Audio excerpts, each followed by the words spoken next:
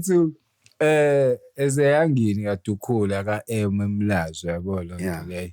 You also wayithola ususey'nkingeni yabo.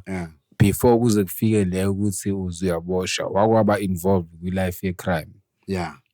So what was happening? Iy'mfihlo enginginaba mina ngigwetshwe ngina-25 kodwa into engiyikhumbulayo. Una-25 shuthi ngangina-19. Una-19. Ngilenza nje icala.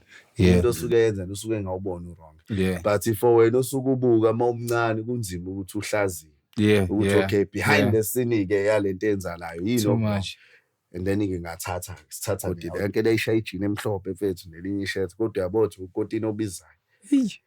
Yathi nje mfethu ziningi iy'gebengu wathi ngeke bayiqede iy'gebengu angithi yabo ziningi iy'gebengu kuney'saqala ubugebengu namhlanje kuney'zalwayo ey'sazoba isigebengu khona kusasa eziyoqala uba iy'gebengu angithi yabo siyacwitsha.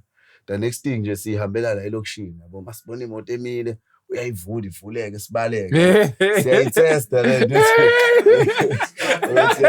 hey ngiyayithemba nina. So from my understanding mina le mpahla leyo ngitshontsha imoto akuyona yagcina isithola ukwenza ukuthi ugcine usuyithola uboshiwe. Akuyona bhuti wami into yeboshwa. So uma ugwetshwa wangithi khona iminyaka oyigwetshwayo kube khona iminyaka oyihlalayo ejele. Ugwetshwa how many years? Ngagwetshwa amacala emabili. Yabo kwakuyi-robbery kukhona na-attempted to murder. Attempted to murder ngiyithola ngiyithola ngokulwa like it's a fight eyenzeka nje siphingo siphuzile. Saxabana nabantu kwakhona umuntu olimalayo wavula icala. So sengi-attenda le attempted murder yangaphandle ngidake omnyango. Nale robbery ke le ka-KFC. So le robbery yangigweba u-15 years. Yabo?